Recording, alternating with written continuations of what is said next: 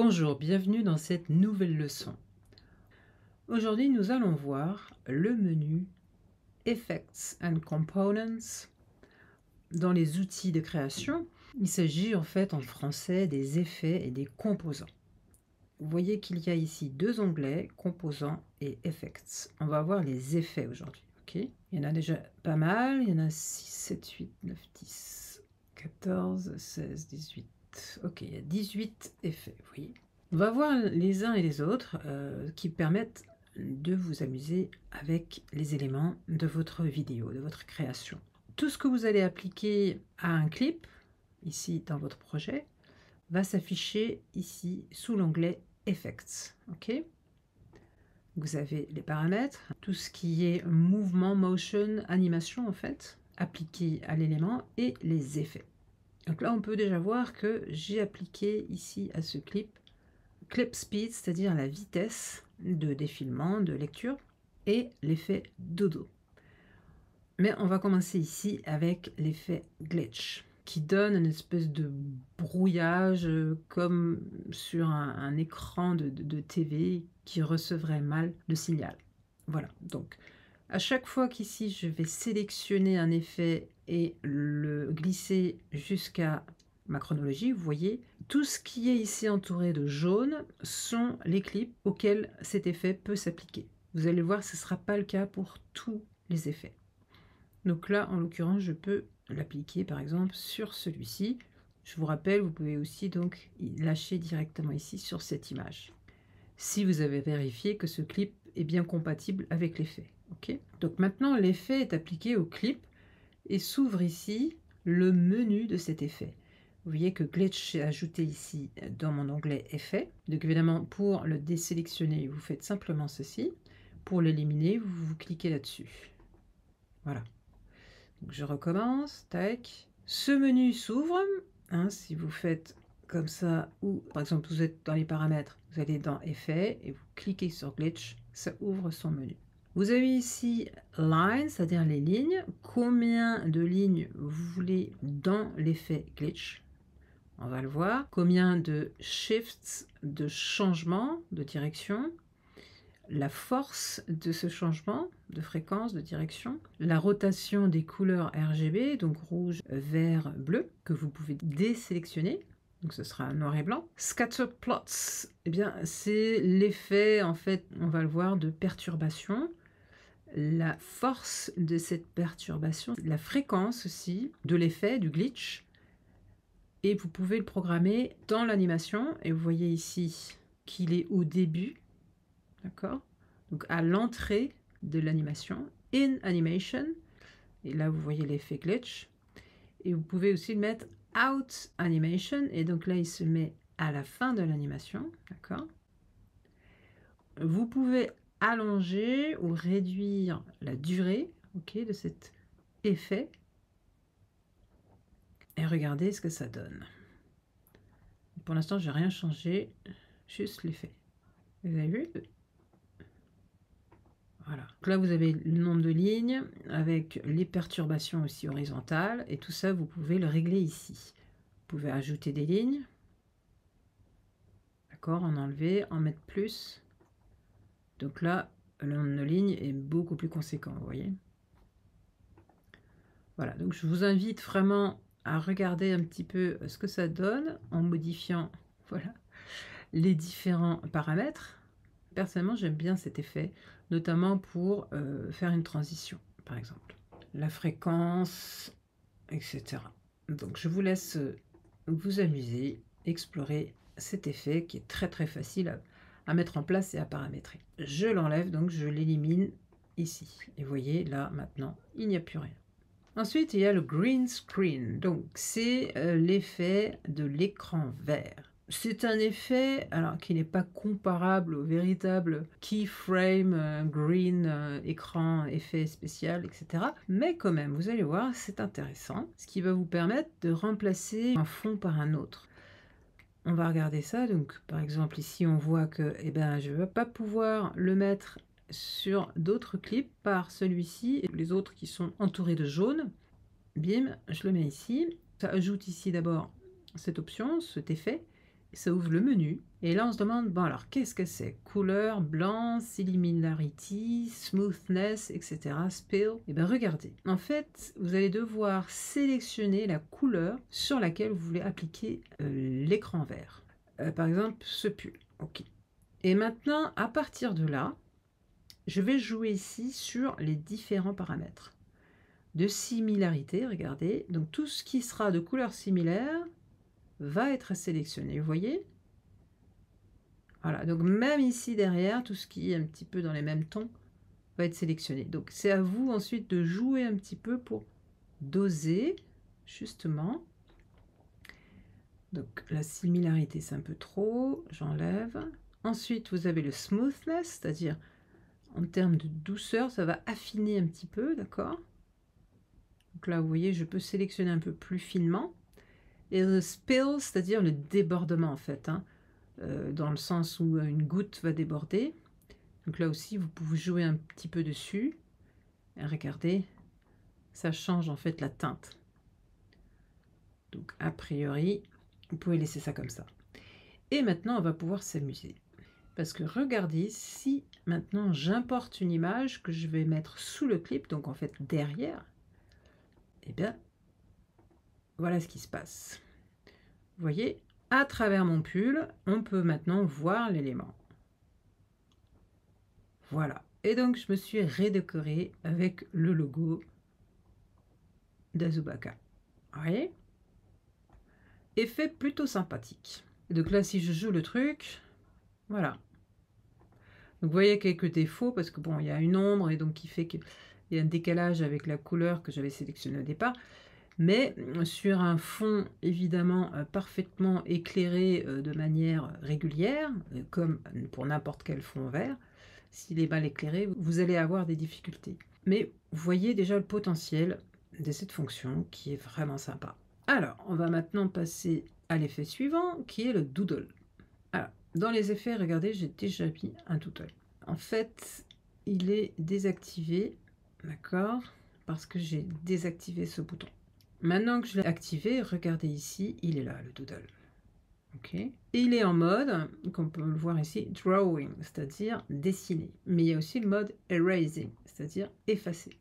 Mais je vais le garder en mode drawing. Et donc, je peux le jouer automatiquement ou passer en mode manuel.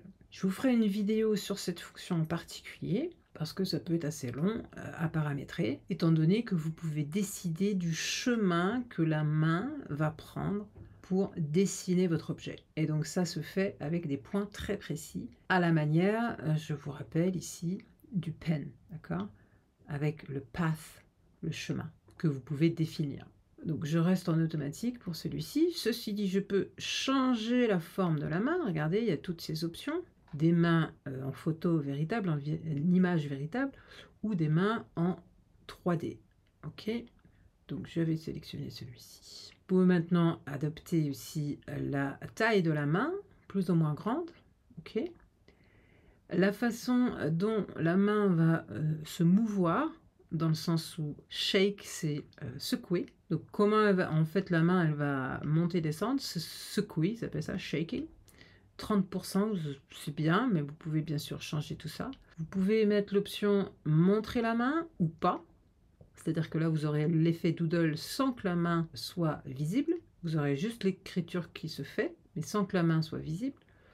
Ou draw hand on top. C'est-à-dire que la main sera au-dessus et pas en dessous. Ok, donc partira en fait de la gauche plutôt que de la droite. Il sera au-dessus ici et non pas en bas ici. On va le voir. Donc je vais garder le classique et regardez maintenant ce que ça donne. Voilà, donc on voit déjà la main qui est là. Donc la main apparaît et regardez. Hop. Donc un peu rapide, hein, vous avez vu à quelle vitesse il va. Donc plus bien vous rallongez l'effet, évidemment, plus il va ralentir. Ben, ça reste encore très très rapide. Mais tout ça, vous pouvez le changer. Hein. Vous pouvez donc diminuer. Par exemple, je le mets à 8 ici. Et regardez, il bouge beaucoup moins. Voilà. Mais il va encore très très vite, ce qui est normal, hein, puisque c'est très court. J'enlève maintenant cet effet et on peut l'appliquer sur le texte qui est là, par exemple. Je sélectionne le clip, ou plutôt je sélectionne l'effet, et je vais regarder le glisser. Et là, on voit que tout ce qui est jaune, c'est bon. Je pourrais appliquer l'effet doodle dessus. Je l'amène ici vers le clip du texte. Bim. Et regardez, maintenant, j'ai mon effet doodle. Donc là, pour l'instant, je ne change rien. C'est juste pour vous montrer. Donc, j'ai mon clip qui se déroule normalement. Et là, regardez, hop. Donc, c'est très rapide là aussi. Hein, mais je pourrais donc rallonger. Et regardez. Voilà. Donc ça, tout ça, ces effets, la hauteur, la vitesse, ça peut se régler en manuel notamment. Mais on verra ça donc dans une prochaine vidéo. Bon, je peux déjà réduire ça.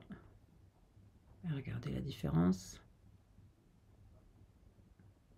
Ah, c'est un peu étrange, vous voyez, donc là... Mais si je passe en mode manuel et je demande à éditer le path, regardez ce qui s'affiche ici. Vous voyez tous ces points différents que je peux tout à fait modifier, ok? Donc si je fais ça maintenant, eh ben la main, au lieu de rester dans ce cadre-là, va monter jusqu'ici. Ce qui est un peu plus cohérent parce que là, je trouvais que le geste était un peu petit. Et tout ça, donc, vous pouvez parfaitement le modifier ici, là, là, là. Ok. Petit à petit, vous sélectionnez et vous allez voir, ça va avoir un effet un peu plus cohérent, j'ai envie de dire. Voilà, vous pouvez utiliser pour ajouter un point le CTRL plus clic, ou pour enlever un point Shift CTRL plus clic, d'accord? Ou tout enlever, ou dire maintenant j'ai fini, voilà, et vous allez voir ce que ça donne. Voilà, vous voyez? D'ailleurs, il va un peu vite, je vais le réduire en rallongeant, voilà. On y va. Voilà. Vous voyez, donc il monte beaucoup plus qu'avant. Il monte, il descend, tout simplement. Donc vous avez compris, vous pouvez modifier plein de choses ici dans les paramètres pour rester en automatique. On va maintenant passer à l'effet suivant, le clip speed. Le clip speed, eh bien, je l'avais déjà appliqué sur ce clip. Regardez, clip speed. Donc c'est la vitesse à laquelle va s'exécuter en fait le clip, la lecture. Et si je clique dessus, voilà. Donc je l'ai mis à 110 au lieu de 100. Sachant que si vous allez au-delà de 130, tout ce qui contient une voix, quelqu'un qui parle, ça va devenir étrange. Et vous pouvez aussi ralentir le clip, ce qui va faire rallonger le clip, okay, ralentir la voix, mais vous pouvez aller que jusqu'à 50%. Pour augmenter le clip, là, vous pouvez dépasser les 150%. Je ne sais pas pourquoi, c'est fait comme ça. En tout cas, vous ne pouvez pas descendre en dessous de 50% de vitesse. Il faut le savoir. Alors, on va tester ici. Clip, bim. Vous voyez, dès que je suis dessus, regardez, on voit déjà ce qui peut être influencé ou modifié ou pas. C'est tout ce qui est en jaune. Ok. On va prendre ce petit bout de musique, par exemple. Alors, je vais ramener... Regardez, maintenant, si j'applique le clip speed sur celui-ci, regardez, et j'augmente la vitesse, logiquement, le clip se réduit parce qu'il va être lu plus vite. Et donc, vous voyez, je suis déjà à 240. Si à l'inverse, je veux réduire, regardez, même si je voulais, je ne peux pas descendre en dessous de 50. C'est la limite. D'accord? Et donc, 50, ça fait que le temps de lecture s'allonge, puisque le clip est lu moins vite. D'accord? C'est aussi simple que ça. C'est pas plus compliqué que ça. Hein. Vraiment, c'est... Clip speed, c'est extrêmement facile à comprendre. Mais donc, comme je vous disais, attention, lorsqu'il s'agit de paroles, si vous dépassez les 130, 120 déjà, eh ben, ça va donner un effet un peu étrange. Hein. Ça va aller trop vite. C'est-à-dire que au lieu d'avoir quelqu'un qui parle normalement, ça va être... Vous voyez? Vous pouvez jouer là-dessus et faire des petits effets aussi sympas. Voilà pour le clip speed. Maintenant, vous avez les filtres. Bon, alors comme son nom l'indique, hein, c'est très très simple. Le filtre, on va pouvoir s'amuser avec. Regardez, si je l'applique sur celui-ci, vous avez toutes ces options. Bon, très classique, c'est comme pour n'importe quel filtre photo finalement. Vous avez aucun couleur brownie, d'accord, couleur Kodachrome, effet vintage, Technicolor, Polaroid, Kodachrome, sépia, black and white, le Kodachrome, ah il est en double, d'accord. Posterize, donc postérisé, inversion des couleurs, saturation des couleurs, mode gamma et sombre. Ok? Donc rien de sorcier, très simple. La correction de couleur. Alors, on va peut-être changer ici de partie de clip. Regardez. Collection de couleurs. Eh bien, regardez, je vais pouvoir l'appliquer sur ce clip. Et donc, vous avez ces paramètres, c'est-à-dire la luminosité, le contraste, la saturation et le mode gamma. Et bien, c'est très simple, c'est comme pour n'importe quelle photo. Hein. Vous pouvez jouer sur la luminosité, le contraste et la saturation des couleurs ou l'effet gamma. Tout simplement. Rien de sorcier là non plus. Sharpness. Eh bien, sharpness, ça veut dire netteté, d'accord? Dans le sens où affûté, d'accord? Par exemple, vous avez une image, voilà, où il y a un petit peu de flou, et bien vous allez pouvoir venir à, voilà, mettre cet effet sharpness dessus. Ok, il est là. Ça ouvre un menu très simple et vous allez pouvoir modifier ici la force de cet effet. Regardez. D'accord, donc on voit déjà qu'il y a plus de netteté, mais c'est au prix de perdre un petit peu de qualité de pixels. Vous voyez, il y a un petit effet de bruit dans l'image maintenant. Si je continue, voilà. Voilà, il y a des blancs qui ressortent, un contraste qui change un petit peu. Là, ça devient un peu étrange. Donc, c'est trop, évidemment. Donc, très facile aussi d'utilisation. Ensuite, tout ce qui est turbulence. Alors ça, c'est assez étrange. Vous allez voir, c'est un effet qui vous permet de vous amuser. Voilà. Et donc, scale ici, c'est l'échelle. Plus vous augmentez cette échelle, regardez, plus vous avez de turbulence. Voilà, donc ça donne un effet quand même assez particulier à utiliser avec modération, j'ai envie de dire. Le nombre de fréquences de cette turbulation plus ou moins affiné, la direction de cette turbulence, d'accord? Dans quel sens ces turbulences, donc comme ça, ou voilà. La vitesse de cette turbulence, en fait, qui passe dans l'image. Et vous pouvez faire un preview, c'est-à-dire une prévisualisation. Regardez, hop. Donc ça peut servir si vous avez envie de brouiller une image, tout simplement. Donc à chaque fois, hop, vous pouvez lancer la prévisualisation pour ne pas avoir à lancer le clip à chaque fois. Simplement ici, avec ce petit bouton Start. Effet intéressant dans certaines situations, j'ai envie de dire. Jitter. Alors ça aussi, c'est le type d'effet qui peut être amusant. Vous voyez déjà ici ce même bouton Start avec juste la force et la vitesse. Regardez, Jitter, c'est ça. Donc ça peut être utile si vous avez envie ou si vous avez besoin d'animer par exemple une image d'eau, voilà, une image fixe avec de l'eau, avec des vagues, et vous avez envie de faire bouger cette eau. Je l'avais fait dans un de mes comptes où j'avais une image fixe d'une rivière et où j'ai appliqué en fait cet effet que vous pouvez donc tout à fait adapter à une partie de l'image. Hein. Voilà, donc sympathique aussi. On continue. Color fill, alors là c'est pour changer la couleur d'un élément. Là vous voyez c'est large, hein. Ça s'applique à tous les éléments visuels. Donc bim, ça change directement la couleur de l'élément. Donc vous pouvez le changer par tout ce que vous voulez. Hein. Donc ça peut être utile lorsque vous avez un objet et dont vous voulez changer la couleur.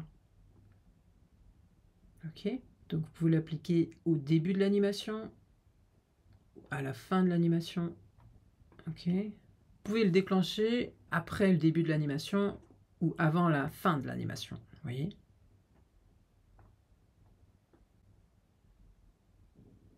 Ok. Ça commence doucement et après il est pleinement rempli. Ensuite, bim, ça ressort. Ok, donc c'est un overlay, c'est-à-dire c'est une couche qui est disposée par-dessus. C'est ça que ça veut dire, overlay, couche superposée. Ok? Donc c'est pas vraiment un changement de couleur, c'est une couche qu'on superpose sur un élément. Bon, je m'arrête là parce qu'en fait, on va voir ça avec un exemple concret.